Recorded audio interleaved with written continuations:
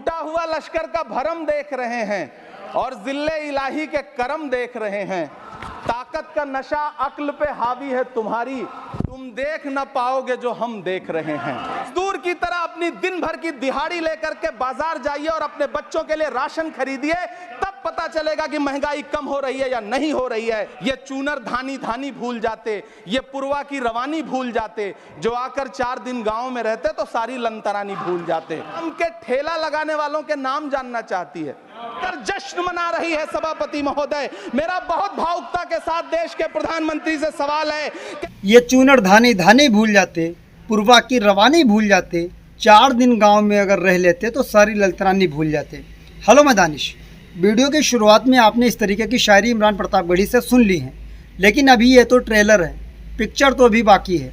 इस वीडियो को पूरा ज़रूर देखिएगा। इमरान प्रतापगढ़ी कहीं ना कहीं शायराना अंदाज में नज़र आए तो कहीं ना कहीं इतने गुस्से में नज़र आए। अभी आप खुद 12-13 मिनट का इमरान प्रतापगढ़ी साहब का ये बजट पर चर्चा कर रहे थे, बहुत गुस्से में ये भाषण दिया है। पूरे वीडियो को देखिएगा। जब इस वीडियो को हम देख रहे थे, सुन रहे थे, तो हमें ये लग रहा था कि इमरान प्रतापगढ़ी साहब के सर पर न जाने कौन सा भूत ऐसा सवार हो गया है, जिसमें एक के बाद गुस्से में शायराना अंदाज में देश के प्रधानमंत्री जी से सवाल कर रहे थे, कभी किसी मंत्री जी से बात कर रहे थे। जी हाँ दोस्तों, इस वीडियो को बिल्कुल भी स्किप मत करना, ये वीडियो पूरा ज़रूर देखना। ये मेरी आपसे रिक्वेस्ट है। डीएल गोल्डन न्यूज़ चैनल को सब्सक्राइब नहीं किया तो प्लीज़, ये मेरी आपसे इकलौती रिक्वेस्ट है, इस चैनल को ज़रूर सब्सक्राइब करें। ये मेरी बार बार रिक्वेस्ट है। दोस्तों, मेरे साथ इमरान प्रतापगढ़ी का ये खूबसूरत अंदाज में दिया गया ये भाषण, अपने बजट चर्चा को लेकर अपने क्षेत्रीय मुद्दे क्या कहना चाहेंगे इमरान प्रतापगढ़ी, आइए इस भाषण के माध्यम से सुनते हैं और लोगों में शेयर करना। आइए सुनते हैं। बार बार सुनना पसंद करोगे इस वीडियो को, ये मेरा वादा है। आइए सुनते हैं। श्री इमरान प्रतापगढ़ी। धन्यवाद सभापति महोदय, आपने मुझे आम बजट पर बोलने का मौका दिया। इमरान प्रतापगढ़ी। धन्यवाद सभापति महोदय। 83 मिनट 71 बार थपथपाई गई मेज, 14,417 शब्दों का बजट भाषण, और उस बजट में अपने लिए राहत तलाशती मिडिल क्लास की हैरतज़दा आंखें। सभापति महोदय, मेरे हाथों में जो दस्तावेज है, दरअसल ये देश के किसानों, गरीबों, मजदूरों की उम्मीदों का स्मारक है। ऐसा लग रहा है जैसे वित्त मंत्री महोदया ने बजट नहीं तैयार किया है, बल्कि प्रधानमंत्री जी की मन की बात का संकलन तैयार किया है। टूटा हुआ लश्कर का भरम देख रहे हैं, टूटा हुआ लश्कर का भरम देख रहे हैं और जिल्ले इलाही के करम देख रहे हैं।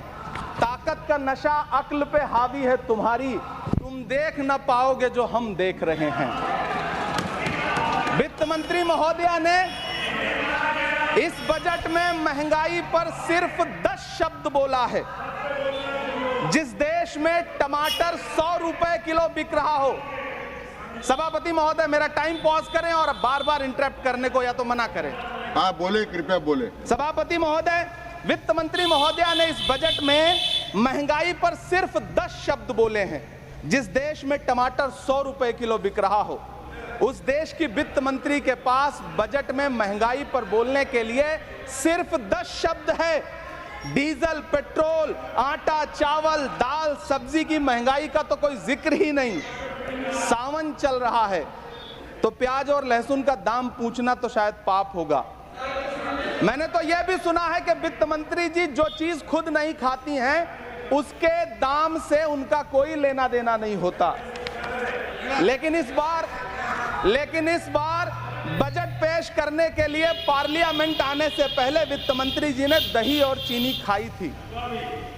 अब तो उनसे यह पूछा जा ही सकता है कि उन्हें दही, दूध और चीनी का रेट तो इन दिनों पता ही होगा। क्या उसे सस्ता करवाएंगी या नहीं सस्ता करवाएंगी? अगर पता है तो कृपया सस्ता करवाइए, क्योंकि इसी चीनी ने अमेठी में एक मंत्री महोदया का राजनीतिक कैरियर कड़वा कर दिया। सभापति महोदय, अपने शीश महलों में बैठे हुए सरकार के सांसद और मंत्री कह रहे हैं कि महंगाई कम हो रही है। संसद की कैंटीन से बाहर निकल करके एक चाय का कप खरीदिए, तब समझ में आएगा कि महंगाई कम हो रही है या बढ़ रही है। किसी एक दिन अपनी किसी मजदूर की तरह अपनी दिन भर की दिहाड़ी लेकर के बाजार जाइए और अपने बच्चों के लिए राशन खरीदिए, तब पता चलेगा कि महंगाई कम हो रही है या नहीं हो रही है। यहां बैठ करके बड़ी बड़ी बातें करना आसान है। ये चूनर धानी धानी भूल जाते, ये पुरवा की रवानी भूल जाते, जो आकर 4 दिन गांव में रहते तो सारी लंतरानी भूल जाते।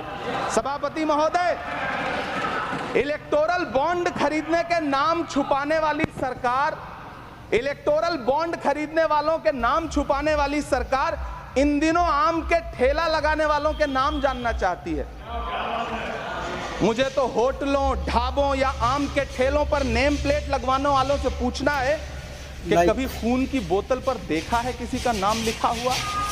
मुझे पूछना है कि क्या कोरोना के दौरान अपनी उखड़ती हुई सांसों के लिए ऑक्सीजन तलाशने वाले किसी इंसान ने ऑक्सीजन लाने वाले किसी इंसान से पूछा था कि ऑक्सीजन लाने वाला इंसान हिंदू है या मुसलमान है?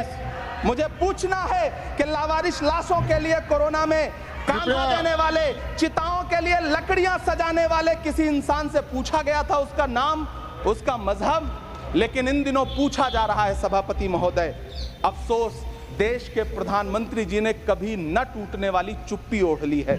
सभापति महोदय, जनता ने 63 सीटें कम क्या कर दी? ये सरकार तो अमृतकाल का नाम लेना ही भूल गई। ये भूल गई है अमृतकाल को, ये भूल गई है मनरेगा को, ये भूल गई है मौलाना आजाद नेशनल फेलोशिप को, ये भूल गई है मणिपुर को, ये भूल गई है महाराष्ट्र को। मुझे गर्व है कि मैं राज्यसभा में महाराष्ट्र का प्रतिनिधित्व करता हूं।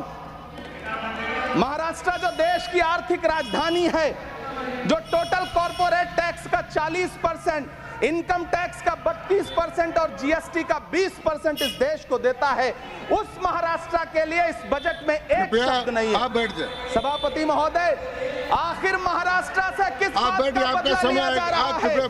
महाराष्ट्र ने लोकसभा चुनाव में बाबा साहब अम्बेडकर के संविधान को बचाने के लिए वोट क्या कर दिया?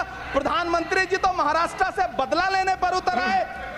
अब तो शायद उन्हें याद भी ना हो यवतमाल का वो दाभड़ी गांव जहां 20 मार्च 2014 को वो किसानों के साथ चाय पर चर्चा करने गए थे और उनकी किस्मत बदलने के सपने दिखाए थे।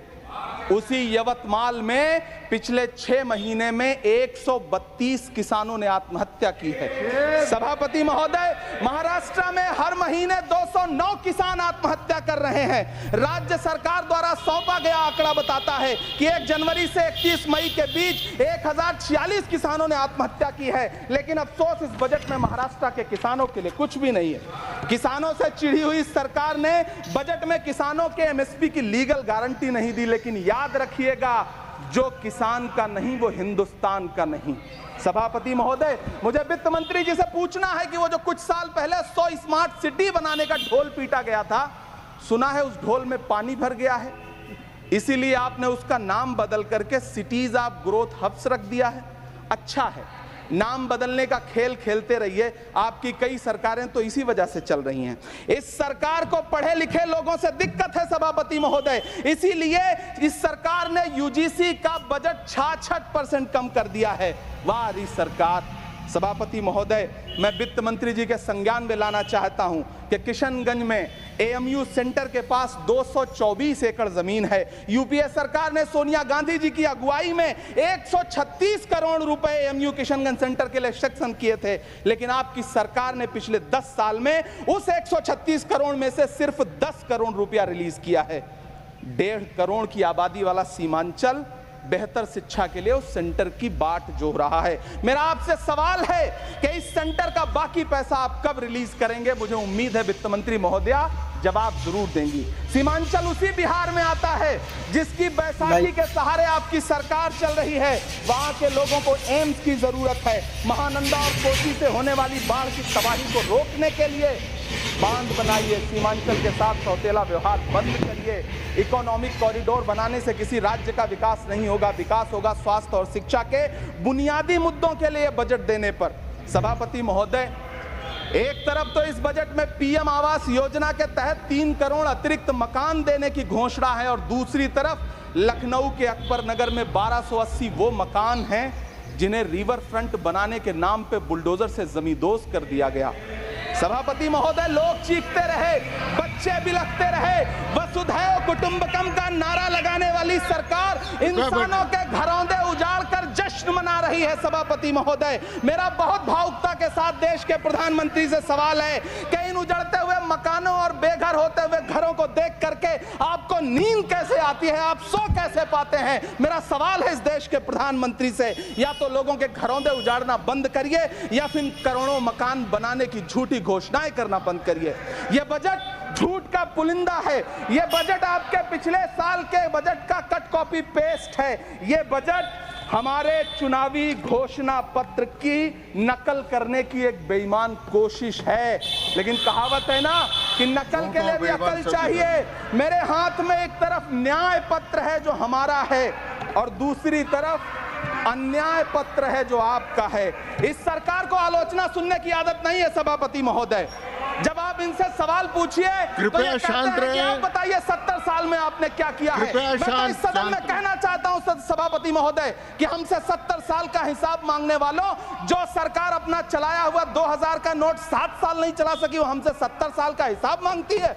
सभापति महोदय, मैं अंत में आपसे यह कहना चाहता हूं, यह बजट बैसाखी पर टिकी हुई सरकार का कुर्सी बचाओ बजट है। इस बजट में राज्यों के साथ, किसानों के साथ, नौजवानों के साथ, महिलाओं के साथ, देश के मिडिल क्लास के साथ अन्याय किया गया है और इस अन्याय का खामियाजा आपको महाराष्ट्र, हरियाणा और झारखंड के चुनाव में भुगतना पड़ेगा।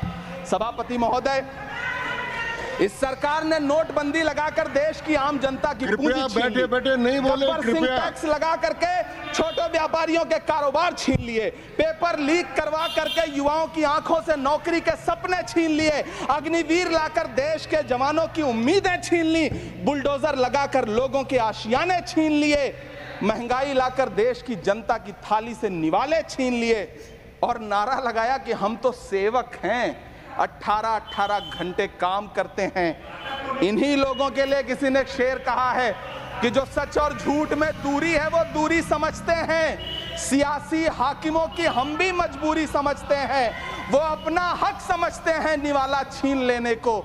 डकैती को बहुत से लोग मजदूरी समझते हैं। हमें पता है कि कैसी मजदूरी की जा रही है। सभापति महोदय, मैं यहाँ खड़ा होकर के अंत में आपसे कहना चाहता हूँ कि इस बजट में तमाम राज्यों के साथ अन्याय किया गया है। इस बजट में युवाओं के साथ अन्याय किया गया है, महिलाओं के साथ अन्याय किया गया है और खास तौर से महाराष्ट्र के लिए कुछ नहीं रखा गया है। महाराष्ट्र बाढ़ से जूझ रहा है, पानी बरसने से वहां 1500 से ज्यादा लोग मारे गए हैं। उस शहर को, उस राज्य को 4000 करोड़ के पैकेज की जरूरत है ताकि जो फसलें बर्बाद हुई हैं लोगों को राहत दी जा सकी। लेकिन अफसोस, इस बजट में महाराष्ट्र के लिए ऐसा कुछ भी नहीं है।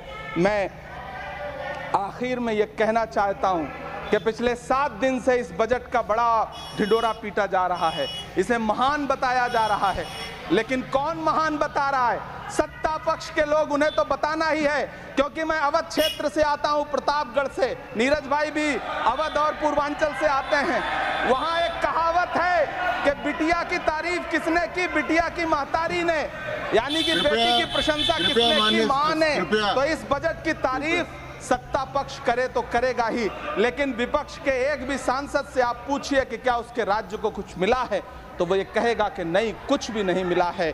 बहुत बहुत धन्यवाद सभापति महोदय, मुझे आम बजट पर अपनी राय रखने के लिए धन्यवाद। दोस्तों, आपको ये वीडियो कैसा लगा? इमरान प्रतापगढ़ी के द्वारा जो भाषण दिया गया पार्लियामेंट में बजट चर्चा पर जो बातचीत कर रहे थे, ये वीडियो आपको कैसा लगा? वीडियो पसंद आया हो तो लोगों में शेयर करें और हमारे डीएल गोल्डन न्यूज़ चैनल को अगर सब्सक्राइब नहीं किया तो please it's my request to all of you, मेरे चैनल को सब्सक्राइब करें और लोगों में इस वीडियो की लिंक को, मेरे चैनल की लिंक को लोगों में शेयर करें।